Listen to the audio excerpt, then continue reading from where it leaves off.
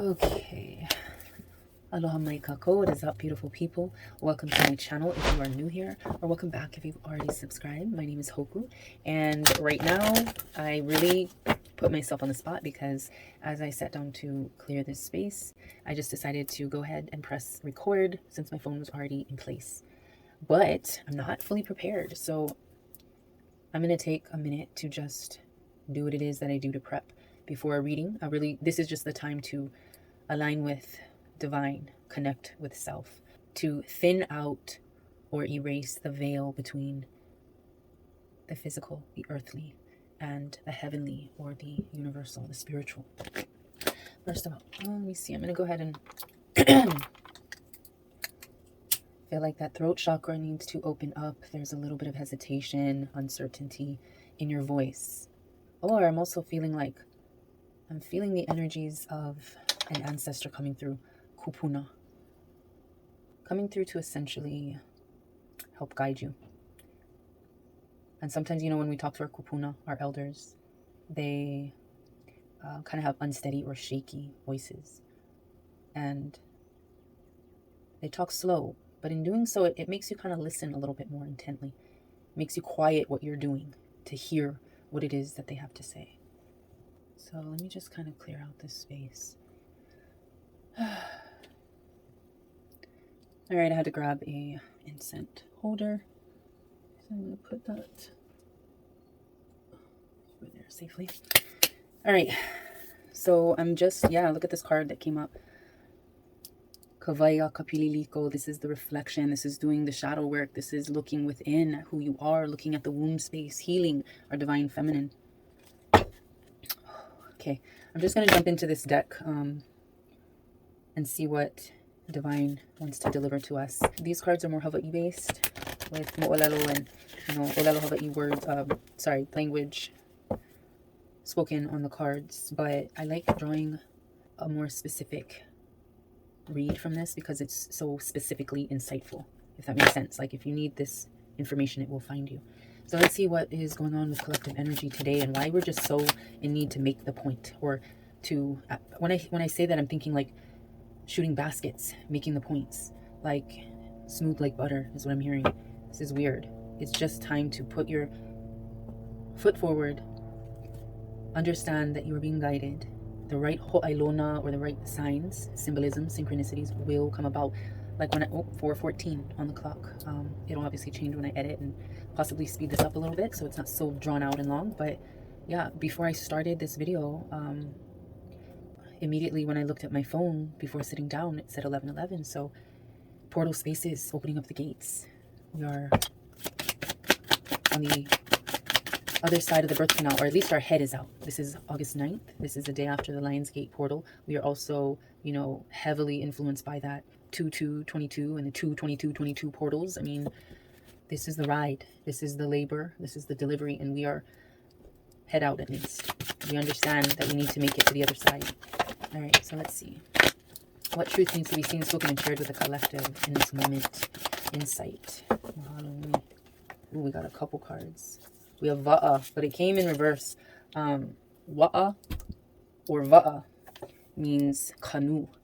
In order for canoe to move smoothly through the water, no matter the currents or, the energy of the water, all the members with their hoi, their paddles, need to work together, flow together, move together in a way that helps the fluidity, the perpetuation, So this is your relationships with self, with family, in your partnerships. This is healing. Let me see real quick from the book if there's any specific message delivered by the author. All right, so the appearance of this card, Va'a, the canoe, indicates that great changes are on the horizon. These may be some type of journey or an unanticipated change in direction. Exploration and discovery may require that you travel through changing conditions and uncertain waters. Navigators chart their courses carefully to avoid being needlessly carried away by the winds and the currents. Sometimes, no matter how carefully you chart a course, strong winds and currents cause you to detour. You don't need to worry, however. Detours are also part of the journey. Although you may seem to go off course, you are still on your way. Detours can assist you on your journey and may even be necessary to ensure your survival and success. So a safe canoe journey requires timing and patience, for you can only go as fast as the winds will take you after you notice where you are and who is on the journey with you.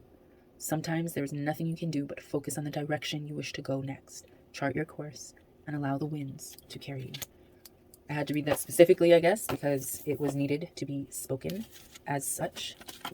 We also have Mano. We have the shark card. This could also be someone's Omakua, their guiding ancestors embodied in, spirit animal form. So this one is the Mano, but there's two sides. This side or this side. And we got this side up. So looking into the actual guidance of this card. The chant here, I didn't read the chant for this one, the Ba'a, but that's okay. This particular chant says, O Kamano Hele Honua, the shark that goes over the earth. So Hawaiians have many stories about sharks. Some sharks may be Omakua, our ancestor gods, while others may be Kupua. Kupua are part god, part human creatures. Their god nature is usually from the spirit of an animal ancestor who entered their body at birth. Their animal side often manifests itself in powerful skills or talents. Although there are many different shark kupua, they all share some common characteristics. In their human form, they have a mark on their back that looks like a shark's bite. These kupua are known for warning their victims about the dangers of sharks before devouring them. You just have to be able to heed those signs. Corpses were once offered to sharks with the hope that the deceased would become a shark Omakua. A shark Omakua named Kalahiki is said to have guided the first Hawaiians across desolate waters on their journey from Tahiti. Those who are fortunate enough to have a shark as an Omakua rely on the shark for such things as assistance in fishing, protection from less benevolent sharks and sea creatures, rescue from drowning, and salvation from sorcery. The word for shark in Hawaiian is mano, which also can mean a passionate lover. The word ho'omano can be used to describe a person who behaves as a shark, eats ravenously, or pursues sex ardently. Interesting. If it resonates, then let it be. If it doesn't, let it go. Namano, sharks, are revered as well as feared in Hawaii.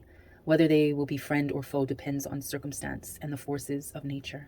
It is said that one who assists a shark by removing barnacles from its skin or by sharing one's catch will never have to fear them. Giving offerings to your ancestors, right? And that is one of my Omakua. Let me see. So it's obviously has a lot of different forms. Wait, hold on. Okay, so that was the overall. Now we got the red coral side up as opposed to the white coral side up. We have the red coral. So the interpretation for this means the drive that leads you to enter treacherous waters has strength and courage underneath. Strength and courage can appear on the surface as loyalty and leadership. What is being called for here is the courage to take a leadership role. All right, so maybe that's that energy that's coming through the portal, the courage to push ahead, the courage for our heads to be out of that birthing canal of this night. We are coming to the other side.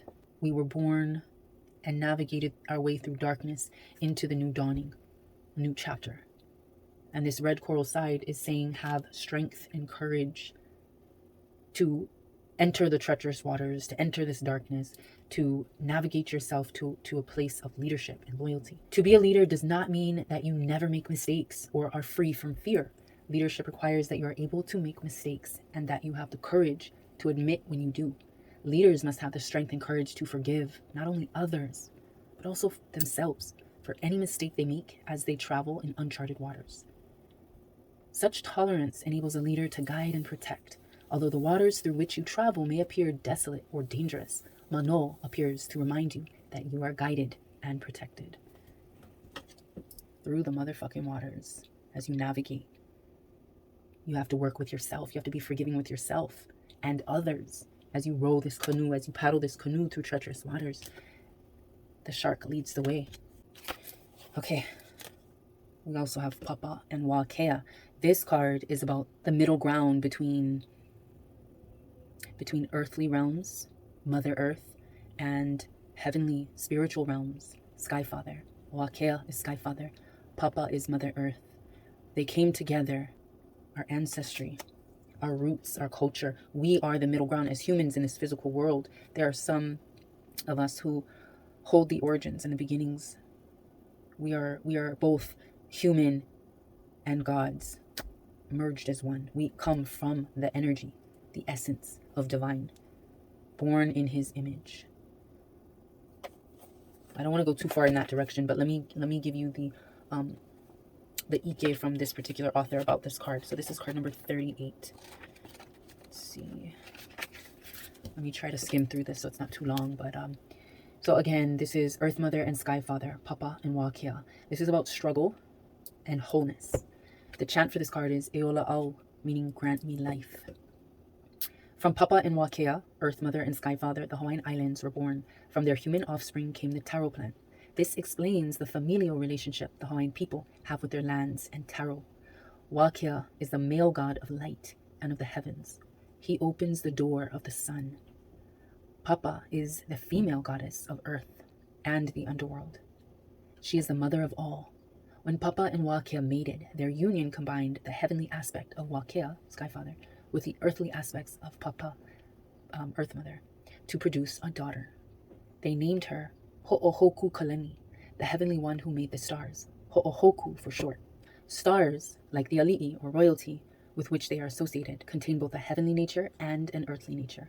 Hoohoku Kalani, impregnated with Wakea's light and Papa's mother earth nature, gave birth to 2 sons, both named Haloa, long rootstock, is what it interprets to.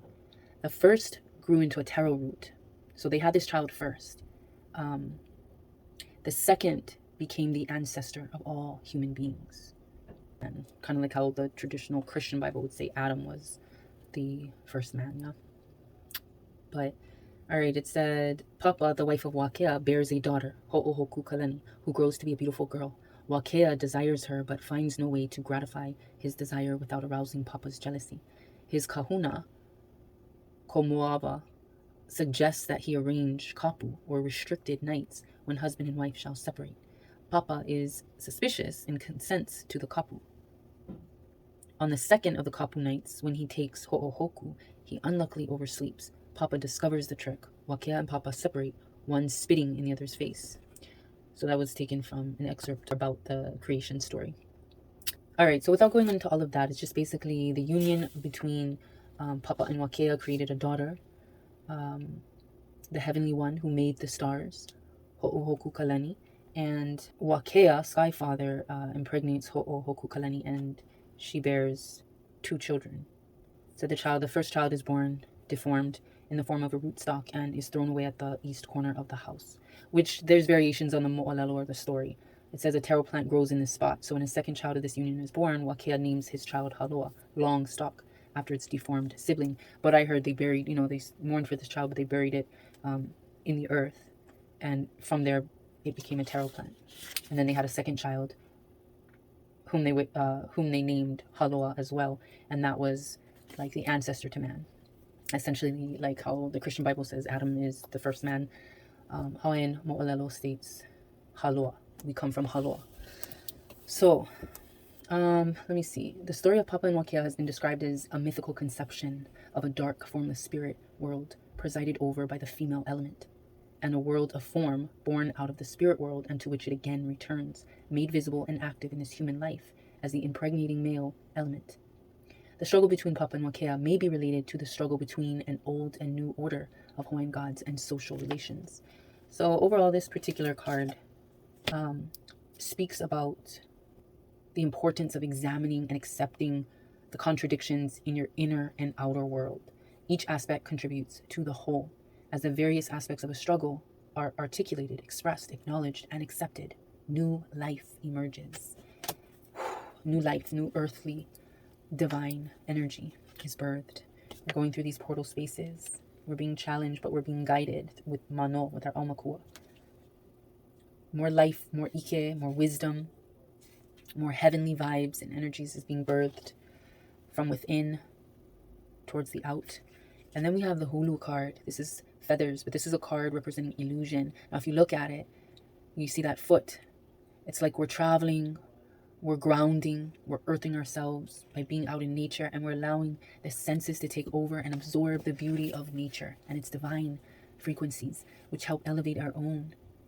The veil is being lifted. The illusions are being lifted from our third eye, from our eyes, from our chakras, from our energy centers, right? We are allowing ourselves to open up and receive divine truth and guidance, because the guidance is from the signs, the symbols, the synchronicities, right? The things that you discover about yourself while sometimes being out in nature.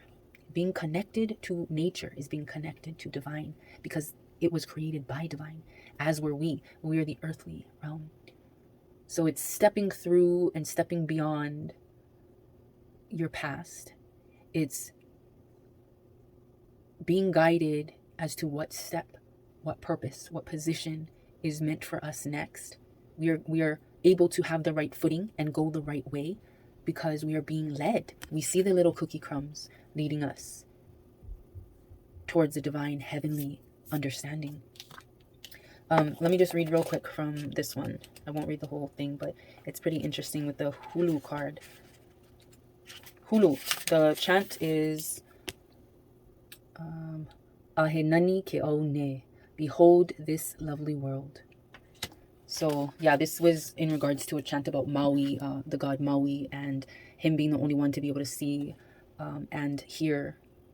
I think he was the only one able to see the birds. People could kind of hear, some select people were able to hear the beauty of their sound frequencies, their song, the story that they were telling. But Maui was the only one that could see it.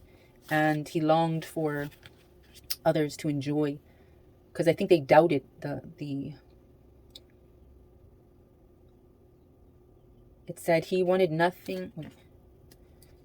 It said Maui knew that nothing could compare to the beauty of Hawaii with its marvelous landscapes and birds. So he summoned the birds, who immediately silenced the boasting tourists with their wondrous music. So somebody was doubtful that Maui was even telling the truth, that the birds existed and that their sounds were songs of beauty. So he summoned the birds, and they came and kind of shut this tourist up, this person up. And at one point he wanted to lift the veil between the physical realm and the spiritual realm. He wanted to lift the veil of illusion. So that's what this card is us opening our eyes, us accepting divine natural order and the symbolisms that help lead us in the direction and lead us the way that we need to go. So yeah.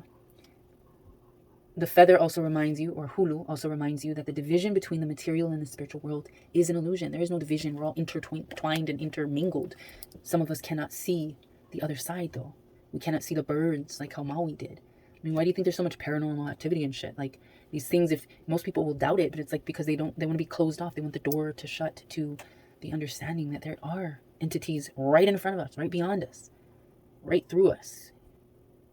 But you need to know your own light. You need to know your own spirit and where it comes from. And be humble and accepting of guidance from your ancestors. Because the ancestors are the ones that plant the seeds that allow us to grow. Remember, we have of earth, between Mother Earth and Father Sky. And as we navigate this world, we have to lift the veil between, so that we're not sitting here blind, like the Truman Show, thinking we're living in a fucking fairy tale when we're really just in a box, in a studio, being observed, being fucking puppeted, being played, literally. We don't want that shit. So through the Lionsgate portal, through these, I feel like we're riding He'enalu, we're surfers, we're riding these waves. We're on the canoe and the boat's fucking rocking and the currents are strong and the winds, the kamakani, makani is just causing the ocean to stir. But it really makes you dig deep to work with self, align yourself and align with divine. All right, let me get a tarot and then I'll get like a final guidance card for this reading today. Let's see what the overall tarot guides us to. Truth to be seen, spoken, and shared. Rebirth, exactly what I was talking about in my last video. This is a transition. We are going through the portal spaces, heading towards the unveiling of truth to be seen. Really embracing, acknowledging the veil between our physical presence and our spiritual presence. So there's going to be a lot of things happening in our life that's going to cause the veil to be lifted. There's going to be a lot of healing done, a lot of resurrection, renewal, restoration. definite newness occurring. A lot of shifts and a lot of changes happening in these coming days if you haven't felt it already. So let me see. All right, and then one final card from the Dreams of Gaia. Let's get an overall message that needs to be delivered to collective about this reading. What's the vibes that Divine wants you to recognize, wants you to understand, wants to be revealed? Truth to be uncovered about this death, about this rebirth, about this transition, transformation. Hello. Wow. This is Ace of Fire. So already moving into a direction of motivation. But let's look into the book for this one real quick. This particular card is speaking about... so this particular card is speaking about new beginnings. Again, tying into the Death card. But we're talking about new beginnings and opportunities. We're actively pursuing our goals. Essentially, this represents the promise of new beginnings and opportunities, but unlike the other aces, this card also represents action. It represents the power for and the necessity of taking the initiative and actively pursuing our goals. It's time to take the first real steps towards getting things underway. So essentially, it's saying that you're surrounded by so much potential in this moment, in this present reality. And this card represents the passion and the excitement that's to come from recognizing that you are guided by divine, by ancestral guidance.